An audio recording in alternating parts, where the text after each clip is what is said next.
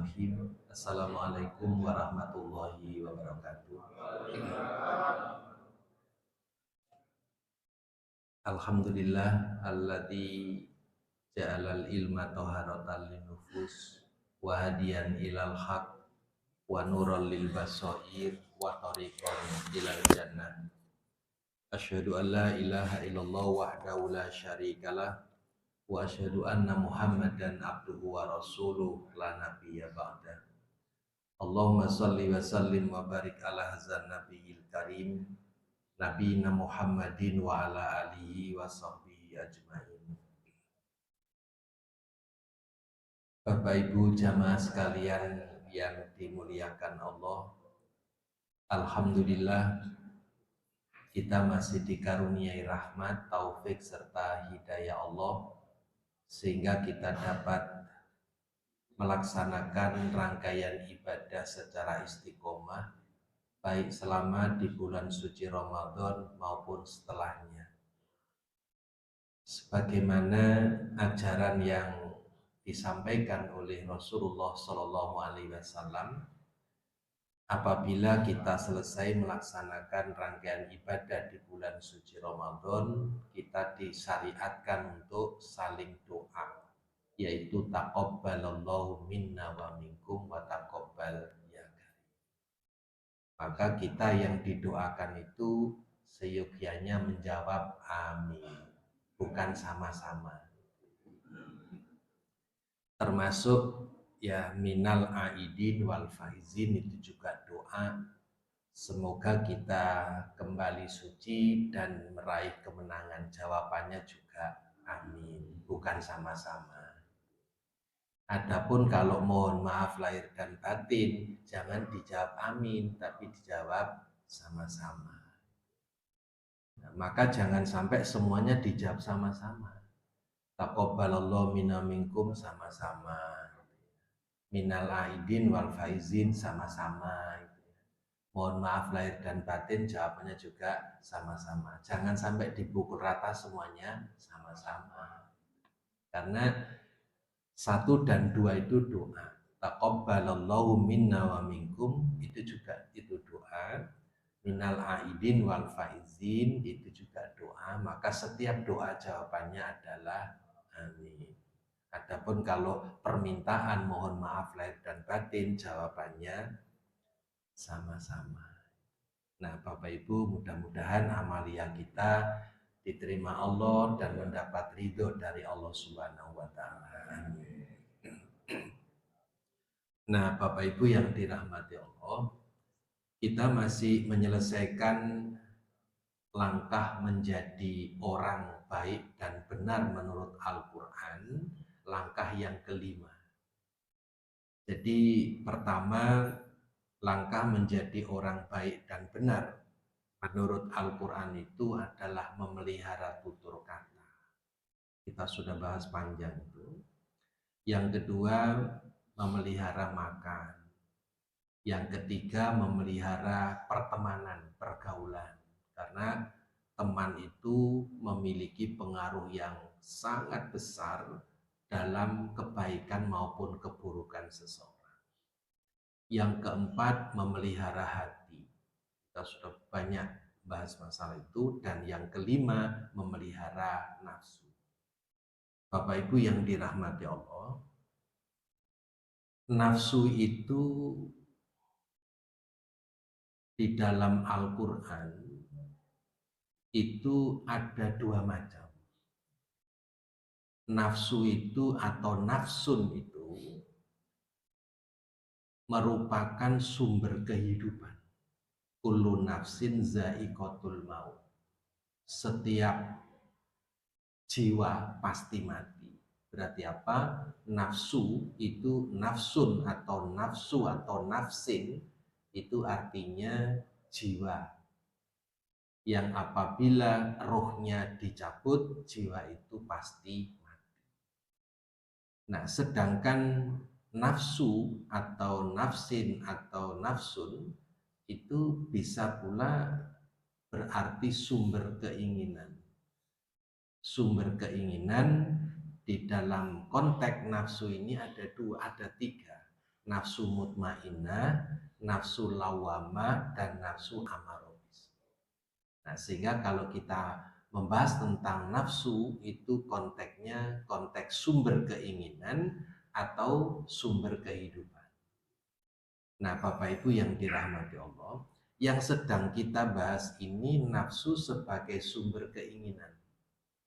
Nah, Bapak Ibu yang dirahmati Allah, manusia dikaruniai kehendak, keinginan yang tidak terhingga, baik keinginan positif maupun keinginan negatif. Seluruh keinginan yang dimiliki manusia bersumber dari nafsu. Maka nafsu itu disebut sumber keinginan.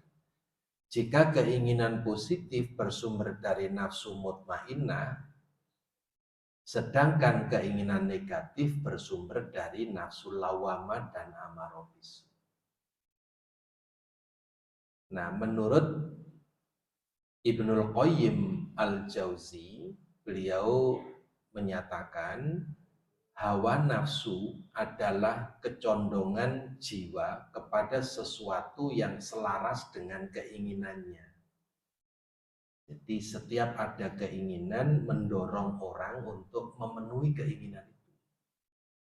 Tinggal dasar dorongan itu keinginan dari nafsu mutmainnah atau lawamah atau amarobis.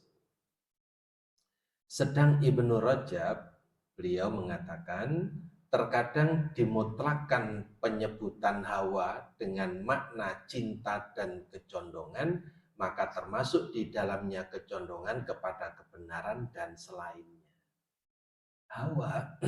Hawa itu yang sangat dicintai. Hawa itu. Jadi Nabi Adam itu ketika sendirian, meskipun bergelimang dengan kenikmatan, namun beliau masih gelisah, masih kesepian gitu. Begitu Allah menciptakan pasangan, Nabi Adam itu terkejutnya bukan main, ekspresi keterkejutannya itu mengeluarkan kata-kata Hawa. Hawa itu yang sangat dirindukan. Hawa itu yang sangat dicintai, yang sangat ditunggu-tunggu. Karena itu ekspresi Nabi Adam inilah yang kemudian menjadi nama pasangan beliau, Hawa. Maka Ibnu Rajab benar kalau mengartikan bahwa kemutlakan penyebutan Hawa itu dengan makna cinta dan kecondongan. Maka Nabi Adam kemudian menaruh rasa cinta, rasa rindu, rasa senang ketika mendapat pasangan hidup. Nah, Bapak Ibu yang dirahmati Allah, sekarang apa substansi nafsu ini? Bapak Ibu, nafsu itu rahmat dari Allah yang harus dijaga dengan petunjuk Allah dan Rasul. Tidak boleh menggunakan rahmat ini semau-maunya. Kalau menggunakan rahmat semau-maunya, maka manusia lepas kendali. Padahal nafsu itu rahmat dari Allah, maka melampiaskannya itu harus mengikuti petunjuknya Allah. Tidak boleh sak mau-maunya. Dengan begitu, nafsu akan terarah menjadi nafsu mutmainnah. Nah, kemudian yang kedua, nafsu itu sumber keinginan, sumber kemauan, obsesi, inovasi, kreasi, idealisme, dan sebagainya. Jadi potensi nafsu itu luar biasa. Orang itu kalau dituruti keinginannya, mungkin segala macam kenikmatan di dunia itu ingin dinikmati. Kalau masuk mall gitu, yang seluruh yang dilihat itu kan menarik. seluruh yang dilihat itu maunya dimiliki kan. Untungnya ada ati karep bondo cupet. Akhirnya rodok ngempet.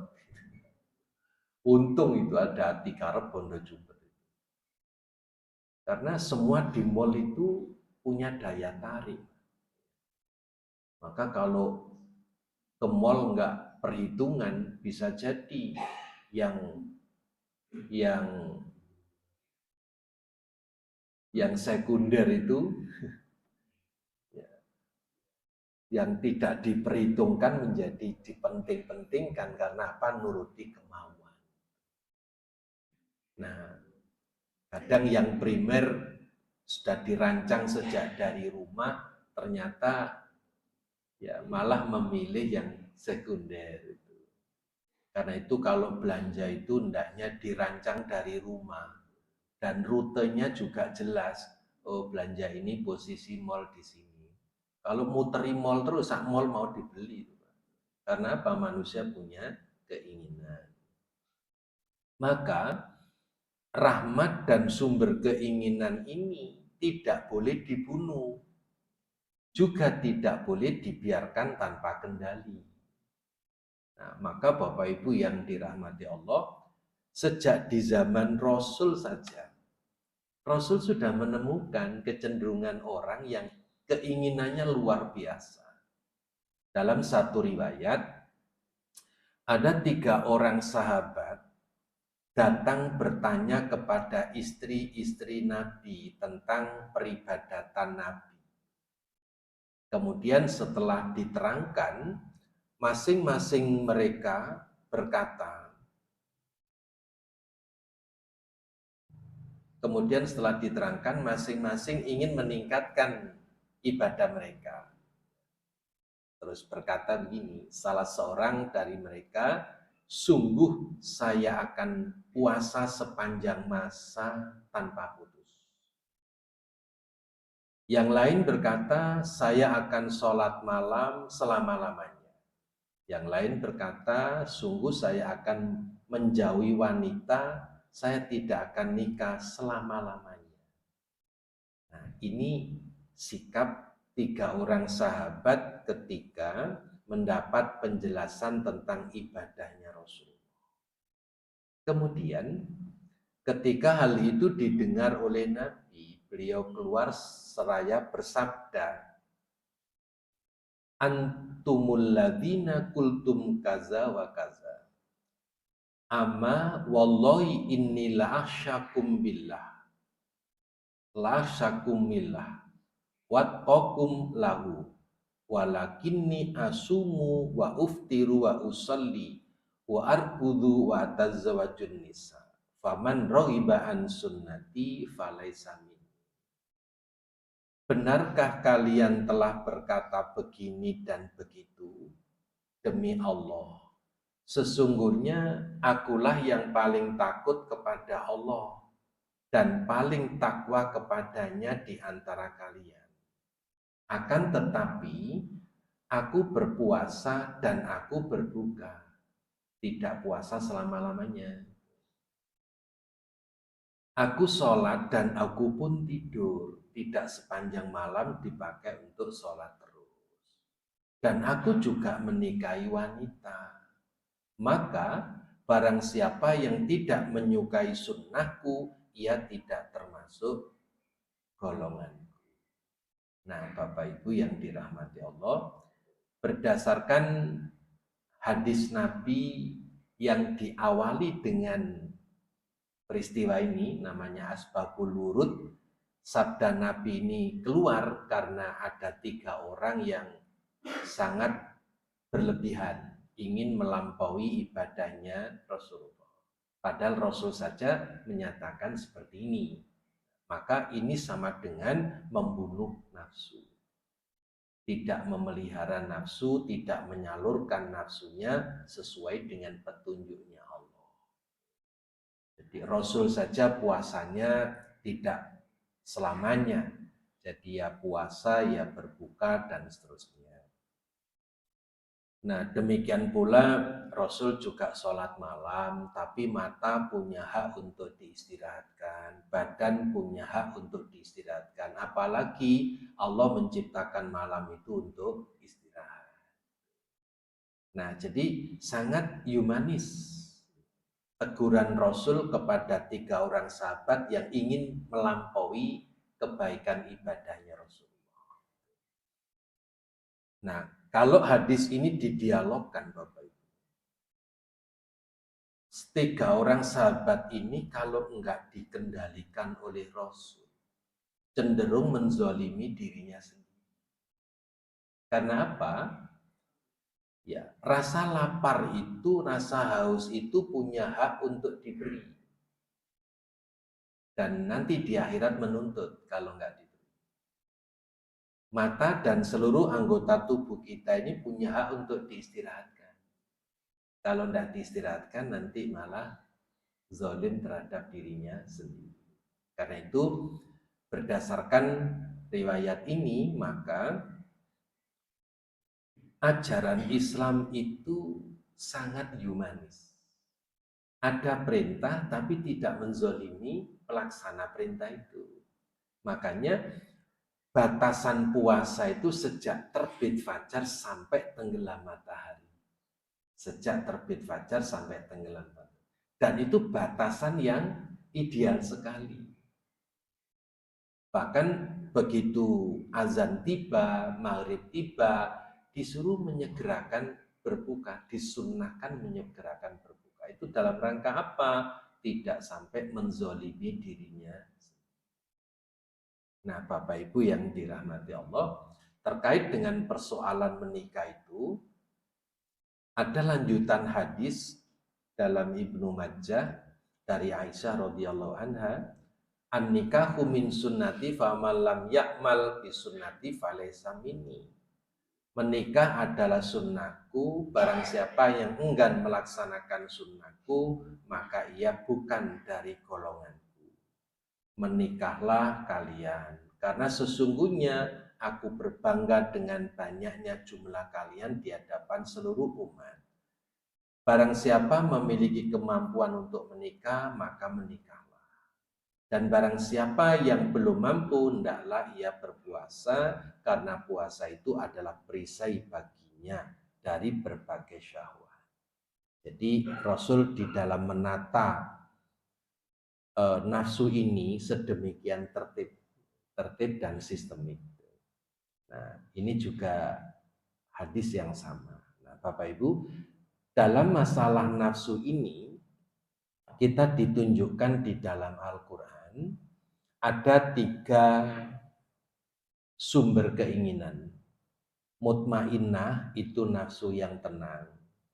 Tercantum dalam surat Al-Fajr ayat 27. Ya ayyatuhan nafsul mutmainnah, irji'i ila rabbiki radiyatan mardiyah fadkhuli fi ibadi wadkhuli jannati. Yang kedua, nafsu lawamah, nafsu yang menyesali. Tercantum dalam surat Al-Qiyamah ayat 2. La uqsimu biyaumil qiyamah wala uqsimu bin nafsil lawamah. Nah, yang ketiga, amarobisu. Inna nafsala ammaratum bisu ilaman rahimarobi. Dorongan kepada kejelekan, kejahatan, ngumbar hawa nafsu, dan seterusnya. Nah, Bapak Ibu yang dirahmati Allah, 3 tipologi nafsu ini ada pada diri kita. Maka membahas nafsu sama dengan membahas diri kita. Karena itu perlu kejujuran. Perlu keberanian untuk jujur. Nah, kalau selama ini keinginan kita itu selalu baik, keinginan yang baik, kemudian dicapai dengan cara yang baik, setelah sukses istiqomah dalam kebaikan, itu pertanda nafsu yang mendorong kita itu nafsu mutmainnah. Nafsu mutmainnah itu cirinya 3. Sumber keinginan baik dicapai dengan cara yang baik setelah sukses istiqomah dalam kebaikan. Ingin kaya itu baik, tapi harus dicapai dengan jalan yang baik. Jangan mengambil hak orang, jangan korupsi, jangan manipulasi, jangan markup. Yang itu sekarang dilakukan oleh kebanyakan pejabat kita. Kurang aja. Nah, kemudian setelah sukses istiqomah dalam kebaikan, itu nafsu mutmainnah. Kalau hidup ini yang mendorong nafsu mutmainnah, maka akhir hayat dijamin akan dipanggil oleh Allah dengan panggilan yang mulia dan terhormat, ya ayyatuhan nafsul mutmainnah. Wahai jiwa yang tenang, kembalilah kamu kepada Tuhanmu dengan sukacita dan mendapat ridho. Fadkhuli fi ibadi, bergabunglah bersama hamba-hamba yang aku ridhoi, wadkhuli jannati, masuklah ke dalam surgaku. Itu fasilitas sangat istimewa yang diberikan oleh Allah bagi orang yang sepanjang hidupnya dimotori oleh nafsu mutmainnah. Keinginannya selalu baik, dicapai dengan cara yang baik setelah sukses istiqomah dalam kebaikan.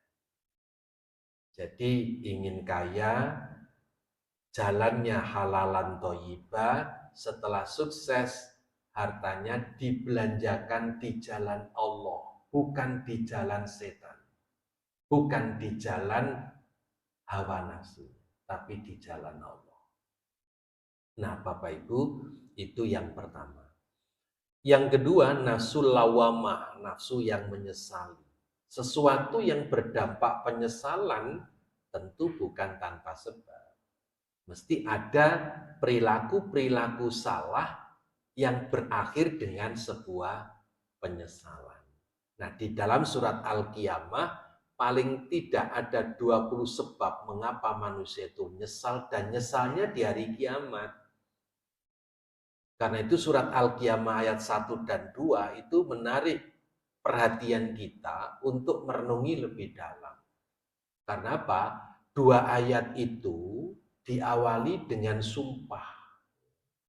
Pertama, Allah bersumpah dengan hari kiamat, dan yang kedua Allah bersumpah dengan jiwa yang sangat menyesali. Sudah jiwa menyesal sangat lagi. Mengapa? Karena kejadiannya di hari kiamat. Mau balik ke dunia, dunia sudah kukut, sudah tidak ada lagi, yang ada hanya kehidupan akhirat. Nah, yang ketiga, amaro bisu. Nah, namanya amaro itu selalu mengajak bisu kejelekan. Jadi jelek terus ini. Ucapannya jelek, pikirannya jelek, penglihatannya jelek, pikirannya jelek, hatinya jelek, tangannya jelek. Waduh, jelek semua, Pak. Nah, maka nafsu amarah bisu ini harus dikendalikan. Lawamah dikendalikan. Yang dibina adalah mutmainnah. Nah, Bapak Ibu, lebih jelasnya barangkali kita bisa menganalisis tabel distribusi nafsu seperti yang saya gambarkan ini. Bapak Ibu yang saya muliakan, nafsu sumber keinginan.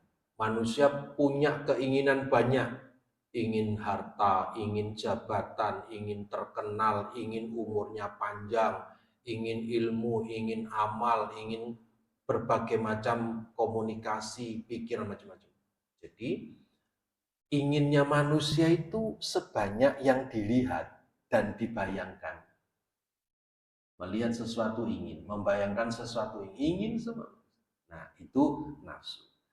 Kalau nafsu mutmainnah, inginnya itu ingin harta, maka nafsu mutmainnah itu yang dicari hanyalah halalan thayyib. Sedangkan nafsu lawama itu menghalalkan segala. Jadi kalau hidup menghalalkan segala cara, mencari harta, menghalalkan segala cara, mencari jabatan, menghalalkan segala cara, apalagi saling membunuh, nah itu sudah lawamah yang mengendalikan, yang mendorong lawamah. Tapi kalau mencari harta dengan cara yang bersih, berhati-hati untuk tidak terjebak pada sistem menghalalkan segala cara, maka itu adalah nafsu mutmainnah dan hidupnya akan tenang. Sedangkan menghalalkan segala cara pasti akan gelisah. Karena apa?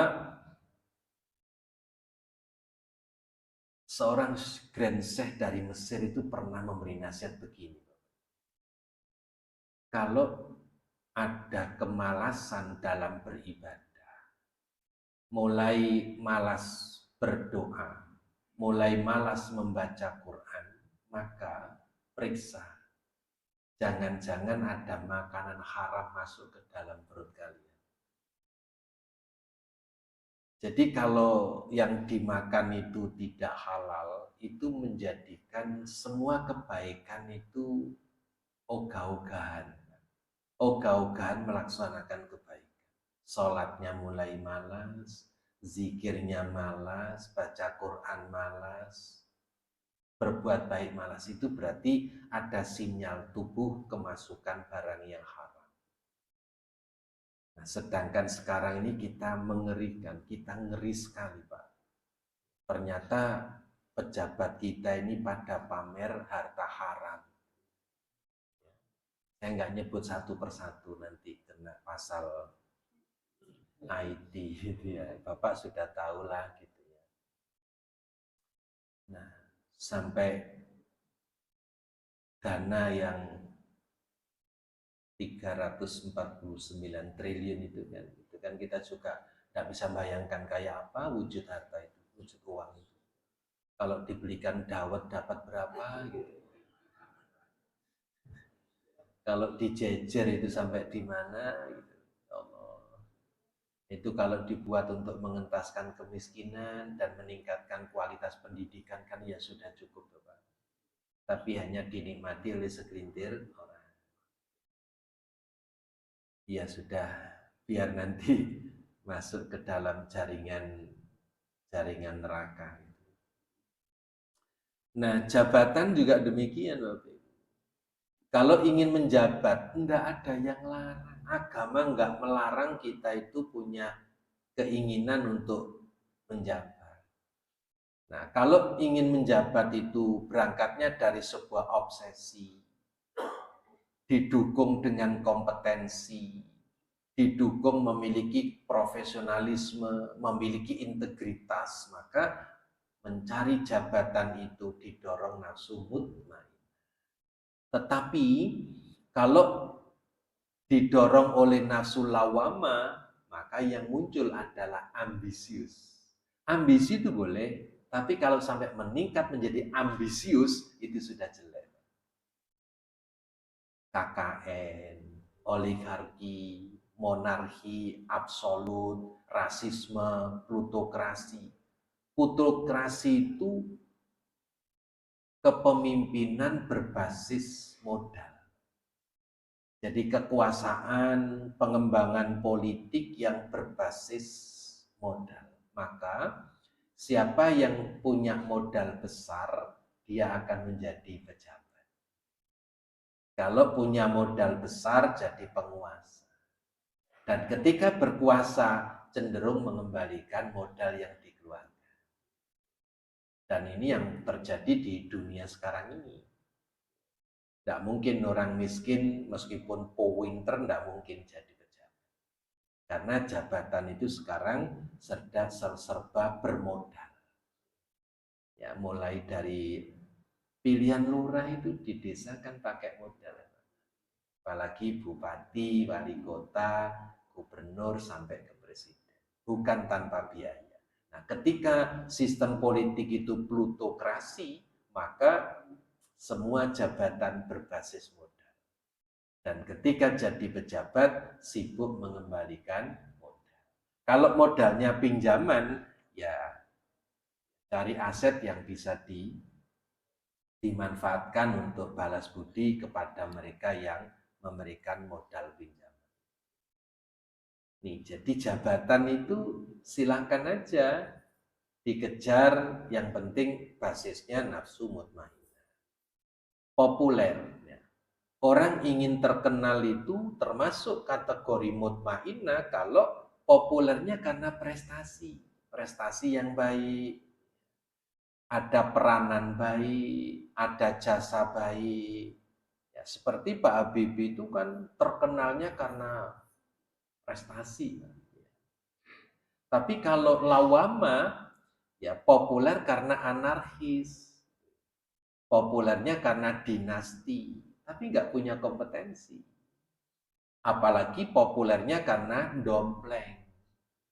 Nah, Bapak Ibu, gambar-gambar yang sekarang di jalan sudah bermunculan itu kan mesti di belakang gambar itu ada gambarnya lagi tuh. Ada gambar lagi kan di belakangnya. Padahal yang di belakangnya itu bukan dia kan gitu. Nah, itulah dompleng namanya. Jadi kalau populernya karena dompleng, karena dinasti, itu bukan populer yang dimotori oleh mutmainnah, tapi nafsu lawam. Umur apabila nebar manfaat, maka umur itu didorong oleh nafsu mutmainnah. Tapi kalau umurnya untuk tebar madorot, kezoliman, merugikan sesama, berarti umurnya didorong oleh nafsu lawam. Karena itu Rasulullah menegaskan khairun nas man tola umru wa hasuna amalu. Sebaik-baik manusia adalah yang diberi usia panjang, banyak pahala, banyak ibadahnya. Wa syarrun nas man tola umru wa sa'amalu. Sejelek-jelek manusia yang dikaruniai usia panjang, banyak dosanya, banyak menebar madorot, banyak menebar kerugian terhadap sesama. Ilmu, kalau mencari ilmu itu untuk cari kemuliaan itu nafsu mutmainnah. Tapi kalau mencari ilmu itu untuk cari harta, menipu, kesesatan, nah ini Bapak Ibu mengerikan sekali, itu adalah nafsu lawam. Banyak para ilmuwan yang ternyata ya ilmunya untuk perbuatan yang tidak baik. Bahasanya para sesepuh kita itu pinter minteri, ya. Pinter minteri, ya. Bisa ditangkap itu. Pinter minteri. Karena itu yang baik itu ngerti, bukan sekedar pinter. Karena pinter bisa minteri, minteri sehingga pinter. Ya. Nah, jadi jangan sampai seperti itu. Amal itu berdasarkan amal itu nafsu mutmainnah kalau berdasarkan Al-Quran dan Sunnah. Sedangkan kalau amalan itu bid'ah, hulu, berlebih-lebihan, sinkritisme, campur aduk antara hak dan yang batil, itu lawam. Dan yang diperjuangkan sekarang itu yang itu. Jadi amalan bid'ah itu dikembangkan, hulu juga dikembang-kembangkan, sinkritisme dikembang-kembangkan. Padahal itu dorongannya nafsu lawamah. Kalau nafsu mutmainnah mesti mengikuti petunjuk Allah dan Rasul, tidak lain. Nah, kemudian komunikasi, kalau mutmainnah itu ya komunikasi yang tawadu, yang santun, yang ramah, yang Qur'ani. Sedangkan lawama itu temperamental, kasar, arogan, asal jeplak.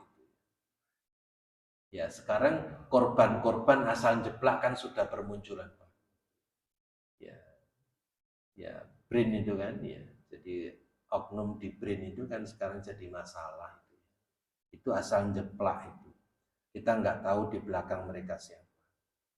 Yang jelas itulah komunikasi yang berbasis lawam. Kemudian pikiran. Pikiran itu kalau positif, konstruktif, inovatif, kreatif itu mutmainnah. Karena hasilnya bagus. Tetapi kalau pikiran itu negatif, destruktif, sekuler, liberal, radikal, dan kotor, itu nafsunya lawam. Nah, Bapak Ibu yang dirahmati Allah, inilah tabel distribusi nafsu. Karena itu mari kita berjuang agar hidup ini dimotori oleh nafsu mutmainnah. Nah, sekarang ada ilustrasi langkah membina nafsu. Saya mengutip pandangan dari Imam Al-Ajuri, ahli hadis dan sejarah dari Baghdad. Dalam kitabnya Adabun Nufus halaman 15, beliau mengatakan begini, ini ilustrasi. Nafsu itu seperti anak kuda jantan yang sangat bagus. Setiap kali ada yang melihatnya, pasti terkagum dengan keindahan dan bagusnya. Namun, kuda bagus ini tidak bernilai sama sekali sampai dia dilatih dan diajari dengan baik. Nafsu juga begitu. Kalau ya, kuda jantan yang sangat bagus itu nggak dilatih, maka cenderung menjadi kuda liar sumbawa. Jika pemilik anak kuda ini memberikan perawatan dengan sangat baik dan paham, lalu diserahkan kepada orang yang ahli dalam merawat dan melatih, maka akan menjadi kuda sangat baik dan bermanfaat bagi pemiliknya. Sebaliknya, jika tidak dirawat dengan baik, maka kuda ini akan rusak dan tidak memberi manfaat sedikit pun. Selanjutnya, harga kuda menjadi rendah, bahkan tidak ada yang mau. Nah, Bapak Ibu yang dirahmati Allah, ini ilustrasi tentang nafsu, apakah dia mutmainnah atau lawamah, tergantung kita yang dianugerahi nafsu. Sekarang bagaimana dengan nafsu amarah bisu? Nafsu mutmainnah ini, Bapak Ibu. Nafsu mutmainnah yang tadi sudah saya jelaskan. Kemudian hadis Nabi, tidak beriman seorang sampai hawa nafsunya ia tundukkan demi mengikuti apa yang aku bawa. Jadi Allah Subhanahu wa Ta'ala sudah menjelaskan bahwa nafsu itu cenderung kepada kejahatan. Rasul juga menegaskan bahwa sampai tidak beriman seseorang apabila hawa nafsunya tidak tunduk mengikuti ajarannya. Jadi tidak beriman seseorang sampai hawa nafsunya ia tundukkan demi mengikuti apa yang aku bawa. Jadi Quran diikuti, hadis juga diikuti. Jangan Quran dikalahkan, hadis pun dikalahkan. Kan sampai ada yang berkeinginan untuk mengamandemen ayat-ayat Al-Quran. Karena logikanya dianggap sebagai lebih benar daripada firman-Nya Allah. Nah, sedangkan nafsu amarah bisu secara khusus saya bedakan dibanding mutmainnah dan lawamah tadi. Amarah bisu ini berkaitan dengan dorongan berbuat maksiat, free sex, LGBT dan seterusnya. Bapak Ibu yang dirahmati Allah, nafsu amarah bisu itu mendorong maksiat yang derajatnya lebih tinggi daripada dosa. Ayatnya jelas sekali, wa ma ubarri'u nafsi innan nafsa la'ammaratun bisu illa ma rahima rabbi inna rabbi ghafurur rahim. Ghafurur rahim. Dan aku tidak membebaskan diriku dari kesalahan, karena sesungguhnya nafsu itu selalu menyuruh kepada kejahatan, kecuali nafsu yang diberi rahmat oleh Tuhanku. Sesungguhnya Tuhanku maha pengampun lagi maha penyayang. Jadi Bapak Ibu yang dirahmati Allah, nafsu amarah bisu ini mendorong maksiat, kecuali nafsu yang dirahmati oleh Allah, yaitu nafsu mutmainnah itu. Karena itu nafsu amarah bisu ini harus dikendalikan dengan baik. Karena apa? Produk yang dihasilkan itu perbuatan maksiat. Maksiat itu derajatnya lebih tinggi daripada dosa. Mengapa? Orang berdosa terjadi mungkin tidak tahu kalau perbuatannya itu dosa. Dosa terjadi mungkin karena terpaksa. Dosa terjadi karena tidak sadar kalau itu perbuatan dosa. Maka 3 kemungkinan orang berbuat dosa ini besar untuk bertobat. Tapi kalau maksiat memang diniati, dan bangga kalau bisa berbuat maksiat. Orang maksiat itu tidak mungkin tidak sadar, tidak mungkin tidak tahu. Judi itu tahu kalau itu dilarang, minum tahu dilarang, korupsi tahu kalau dilarang. Nah, tahu tapi melanggar itu bukan sekedar dosa, tapi maksiat. Dan kemungkinan taubatnya sangat kecil. Karena apa? Melakukan pelanggaran atas dasar diniati dan kesadaran serta tahu. Tidak mungkin orang maksiat itu tidak tahu. Masa ada orang mengatakan, aku tidak sadar yang tadi minum minuman keras. Tidak sadar itu setelah minuman keras. Saat minum sadar kan? Maaf saya tidak sadar kalau judi itu dosa. Apalagi saya tidak tahu kalau perbuatan saya ini termasuk korupsi. Saya nggak sadar ketika korupsi itu. Nggak mungkin kan? Jadi orang maksiat itu disadari dan diniati, maka kecil sekali kemungkinan untuk bertobat. Sedangkan dosa besar kemungkinan tobat ketika melakukan dosa tidak tahu. Begitu tahu dosa, begitu tahu tobat. Tidak sadar kalau dosa, begitu sadar dia tobat. Maka dosa itu lebih ringan derajatnya dibanding maksiat. Nah, nafsu amarah bisu itu mendorong berbuat maksiat. Nah, saya kira ini Bapak Ibu yang dirahmati Allah yang dapat saya sampaikan. Kita masih punya materi banyak tentang memelihara nafsu ini, karena akan saya jelaskan membina nafsu mutmainnah itu langkahnya seperti apa, mengendalikan lawamah dan amarah bisu seperti apa, itu semuanya ada ditunjukkan oleh Allah dalam Al-Quran dan hadis. Sebelum saya buka tanya jawab, mari kita berdoa bersama. Bapak Ibu yang dapat saya sampaikan, dan mudah-mudahan doa kita diijabah oleh Allah Subhanahu wa taala. Untuk pertanyaannya jamaah takhir saja pertemuan berikutnya. Kita tutup dengan doa kafaratul majlis. Subhanakallahumma bihamdika asyhadu an la ilaha illa anta astaghfiruka wa atubu ilaik. Assalamualaikum warahmatullahi wabarakatuh.